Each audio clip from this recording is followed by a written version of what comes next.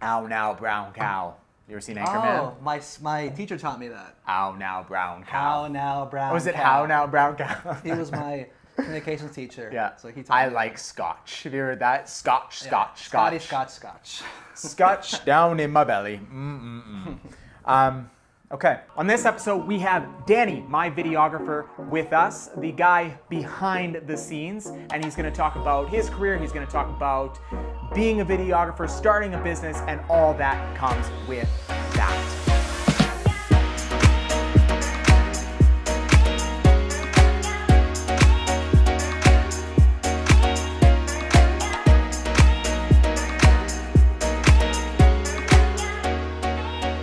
Hey everyone, welcome to another episode of the Steele Entrepreneur Show. We are episode 24 today, Danny, 24, right? yeah. 24. Yeah. This is Danny Rodriguez. He is the guy behind the scenes. He's the one doing the videography. And we're trying something a little bit new today. Quite honestly, I didn't have any ideas for this episode, so I thought, what's the best way to throw a show together? And I've always wanted to do sort of more of an interview style thing. So Danny is a good sport, and he decided that, or I decided for him, I suppose, that he would get on camera, and we would talk a little bit about himself, a little bit about his journey, and a little bit about where he's going. So for those who are maybe just starting out or just getting going kind of thing, I think this episode might be valuable to you. Welcome to the show, Danny. Thanks for having me. So Danny Rodriguez, tell me a little bit about how you made that jump from you were in school and then you decided, I'm going to make a go of this. Well, it kind of just fell on my lap, you could say. I know a lot of people say that, but it actually literally happened that way. So I was going to school for a program called New Media Design and Web Development. And in that program, they taught 3 subjects. They taught web design, graphic design, and video production. I actually wanted to go to school to become a graphic designer and a web developer. But when I was learning in there, I actually didn't like it. I actually thought coding was, I'm not a coder, and that is web developing. So, but when I did video, when we took the video program, I just found it much more exciting. And I was making videos that I was like really proud of. And the class could see that as well. So you didn't have any like video experience previous to that? Zero. Just the very first videos that I made were in that class. Wow. Yeah. What I discovered too was that I really liked telling a story with my videos. And I would say that I had experience doing that because I had to retake some high school classes in my past, like English 12, and I took business school as well.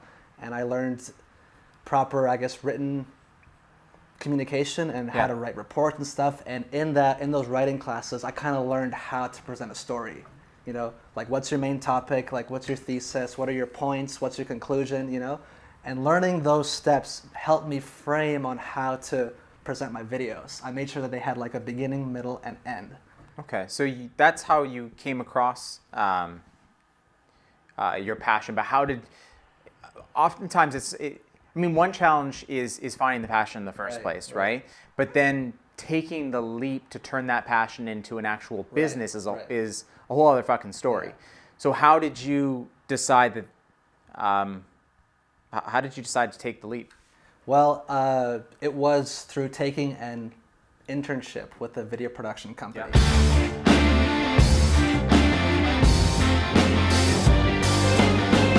Took an internship with a music production company called Brass Tax Films here in Vancouver. And at the time, I really wanted to make music videos, and I still do. That's definitely like my passion.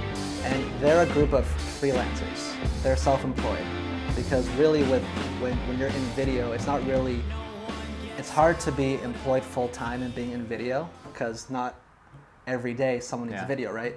So I'd say the biggest thing for that is freelance. So being around the freelancers for a month for that internship, I guess you could say they influenced me. They told me secrets. They told me how they do things. I was with there on productions to see how they did it. I saw how they ran their business. And so I would say they were the biggest influencers for me to be like, okay, well, if I want to be involved in video, then I think it'll have to be freelance. And believe me, I was like pretty scared of doing that because I've never me or none of my family have ever been self-employed ever. So me kind of doing it I'd be the first one, and I'd have no other frame of reference on how to do it. Yeah. So it was really sort of like scary for me to take that leap. But long story short, I've been doing fine ever since. I've been doing fine ever since. Like I started 9 or 8 months ago, and I've had a few rough months, but the majority of the time have been actually pretty good. So these guys or gals, or both, it kind of showed you that it wasn't perhaps it wasn't all that scary. Like there wasn't maybe as much to it as sort of somebody who hadn't been exposed to it at the outset might have thought. Like it wasn't that big of a leap. You saw sort of the innards of their business and how they operated, and you perhaps saw a little bit of yourself in them, and figured if they can do it, I can do it. Like it's not that difficult. Yeah, like I mean, I definitely had to. I'm still finding my own way. Like I'm definitely doing like my own projects, but it was good to rely on the people who I work with on how they did things, get some experience,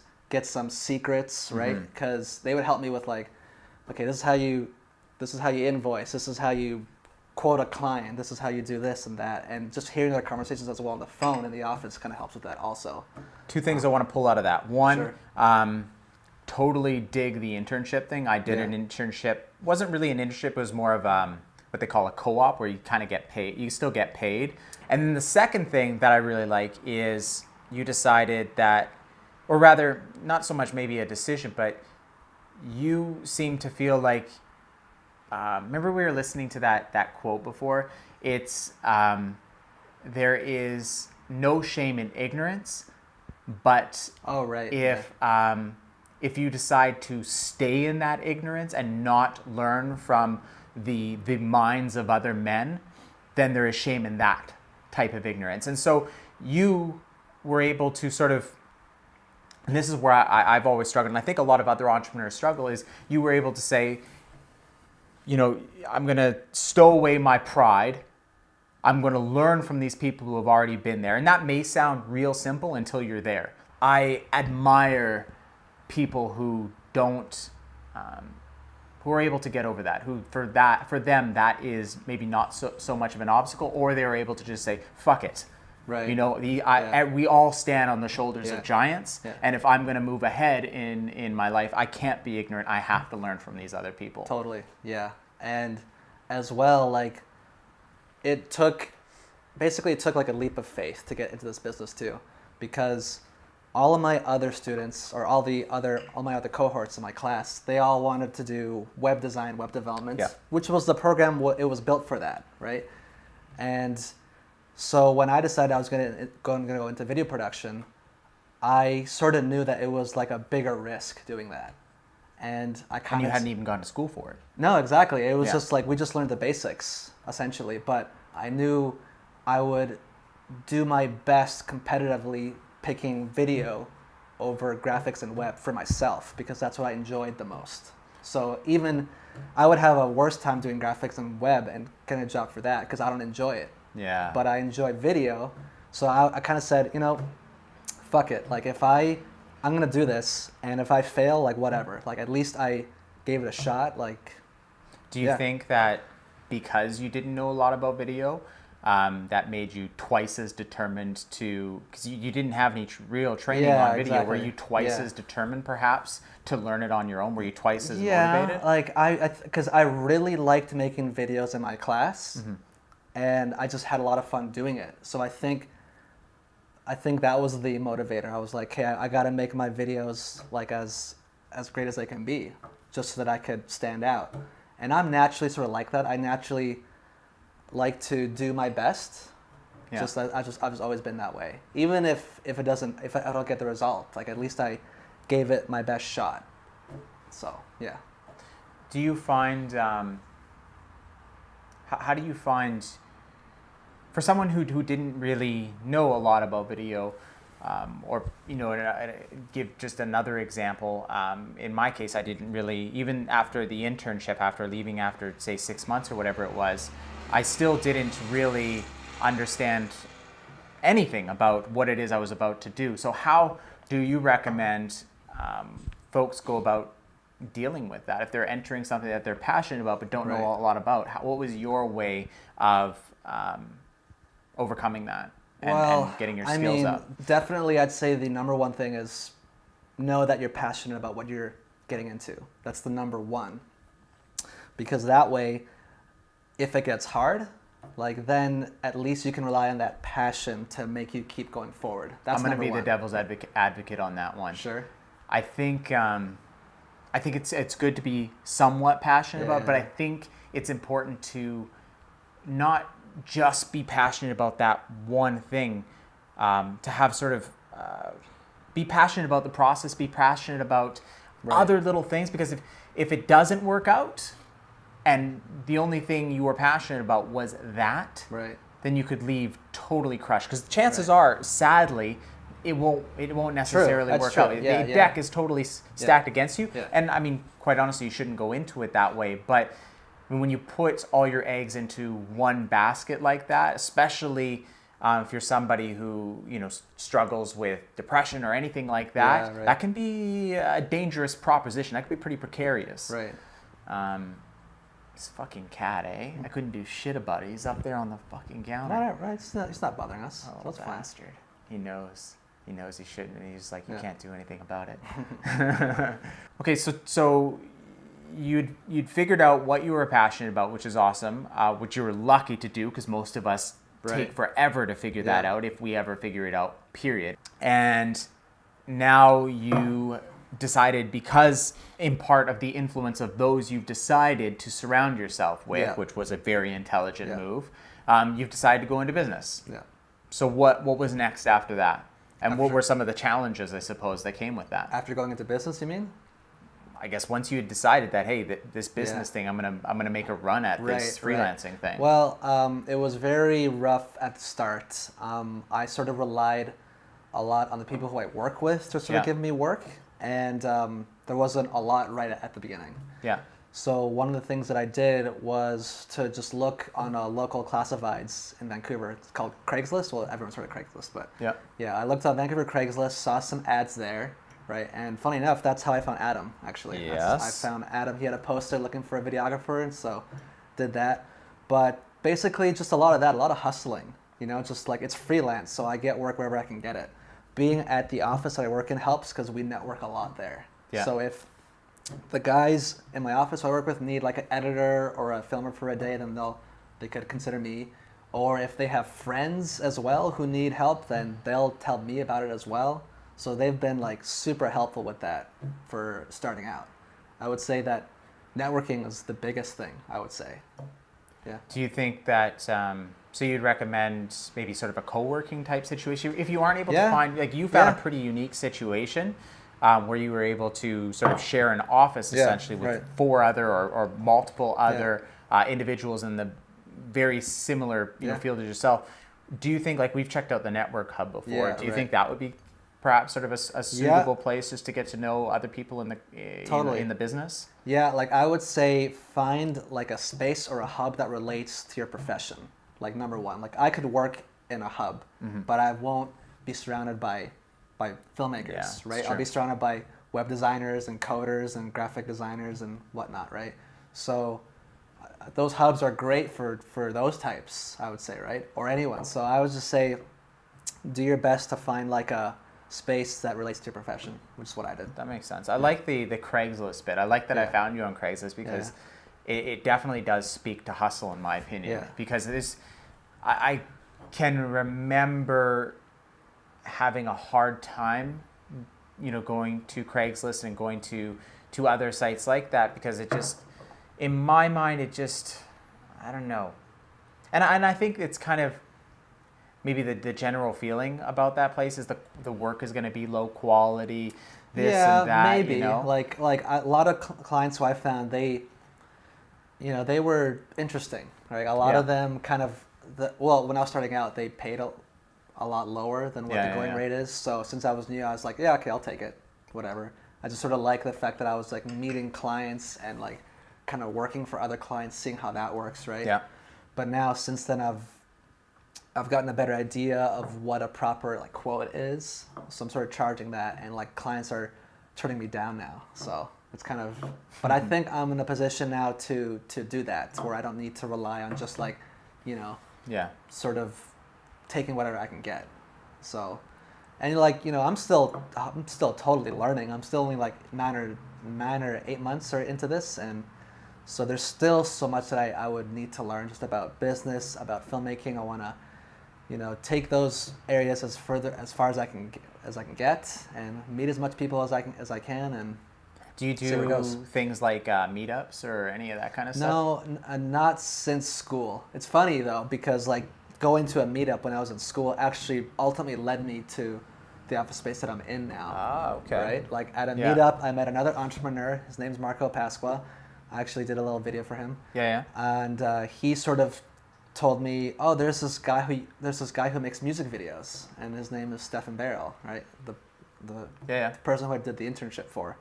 So I called him up, and we hit it off, and did the internship there, and then that's how I got there. So yeah, I'd say meetups are great because they could lead to, you know.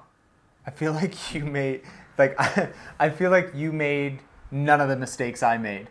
You did. I would have totally benefited if I had gone the Craigslist route. I would have totally benefited if I'd gone to, you know, a meetup or two, or worked with people not even in the same industry as myself, but just people in business. Period. Right. Instead, I went to 0 meetups. I hid in a what looked like a dungeon, dirty carpets, just totally nasty. I did none of these things. I don't know how it seems to have just come naturally to you or something. Yeah. Any idea how that might be the case? Like, I mean, I mentioned the video. It kind of goes back to I just do the best I can. Like I knew, like you said it too. I knew that the chips were not in my favor, right? Like I didn't take a video program, but I want to go into video. Yeah. So I had to basically had to fight for it. Didn't take any business courses, but want to go into business. Yeah. I dig it.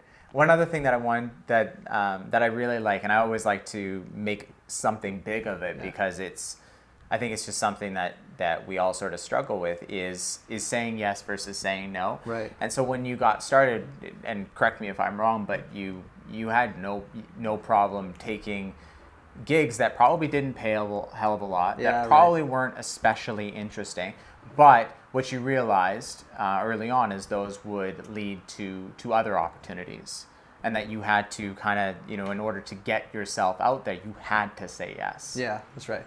When do you think it's appropriate, or sort of at which a point, I suppose, do you think, or did you find was appropriate to start saying no? Like when was that? Well, and why? Kind of got recent actually when I started to say no. Well, I think it's good if you can like just make your expenses at the end of the month, right? Yeah. Like that's always been my goal. If I can just at least make my expenses and do this video thing, then I'd be happy. So now I'm in a position where I can do that. Yeah. And now I'm making like a little bit extra. So now I'm not so like pressured to like sort of if a client needs work, then I'll properly quote them, and if they say, oh, that's too high, or if we don't meet to an agreement, then I won't be bummed about it, like as opposed to when I was starting out. I was like literally taking whatever I can get. Yeah, because you had to build your base. Yeah. But also, I think there's a part there where you have to build your confidence a little bit as well. And being able to cover your expenses, which most people, if I find, they don't just jump off a fucking cliff. Yeah. They'll continue working full time for a company, and then they'll basically their goal is to replace their income essentially. And once they can replace their income or come close to it, then maybe they'll go part time, and then they'll go. And I usually recommend that because I don't think that jumping off a cliff, I think that works for some people, and I don't necessarily think it works for other people. Right. I think it worked for you. It kind of pushed you. You got your ass in gear because you had to. You had to pay for shit. Yeah. You had to pay to live. So my last question for you, and then we'll wrap up. What would you, and I feel like this is the most cliche question ever, but what would you recommend? What do you think is the most important thing that you can impart on entrepreneurs that are, say, maybe at the 3-month point? So really in the struggle. Oh, so like sort of give advice to really early entrepreneurs, like 3 months in. Just keep going, really. Like cliche question, cliche answer, right? Literally, like that's what I did. Like my worst months were actually the very month 1 and 2 of my entrepreneurship, and that's when I decided to like seek just more clients. So I got out of my like sort of my office circle and branch out. So that's when I went to Craigslist and hustled from there. So I would just that's that where was things kind of really that's started when to take I off. started to meet more people, right? Yeah. I started to just and really so that and I just kept working with the people in my office. So when I kept working, I met more people through them, and then told them what I'm about, and then they would ask me for help, and so I grew my network. That's my little thing. But yeah, just keep going, keep at it, and yeah. That makes sense. Yeah. No, I like that. I like that you stuck with it long enough to realize that you had to step it up. Yeah. Like had you maybe quit after 6 weeks or even 2 months, you might not have been pushed into sort of a corner where you had to decide, okay, am I going to really do this? And you said yes, and you hit up Craigslist. You started going to a meetup. You took sort of that next step. Well, thank you, Danny, for entertaining my request to do an interview. It's like I said, it's kind of a format that I'm interested in doing, and certainly if you guys kind of appreciate this sort of format, if it was helpful, if you like this versus the other format, let us know. Let myself know. I'll let Danny know, obviously, and we'll talk about maybe bringing some other people on the show. Okay, before we go, Danny, how can people find out more about you on the interwebs? You can send me an email at dannyrodriguezmedia@gmail.com. My website is danny-rodriguez.com. Instagram is dannycerodriguez, and Facebook I'll just like leave a link here. Okay, well, we'll link all that, or you'll link all that. Yeah, I'll do that. Cool. Yeah. Thank you, as always, for your time. Thank you for your attention. I appreciate it. Danny appreciates it. We spent a lot of time getting this show right. If you do like it, subscribe, like, comment, all of those things make us very, very, very, very happy. And until next time, have a wonderful day.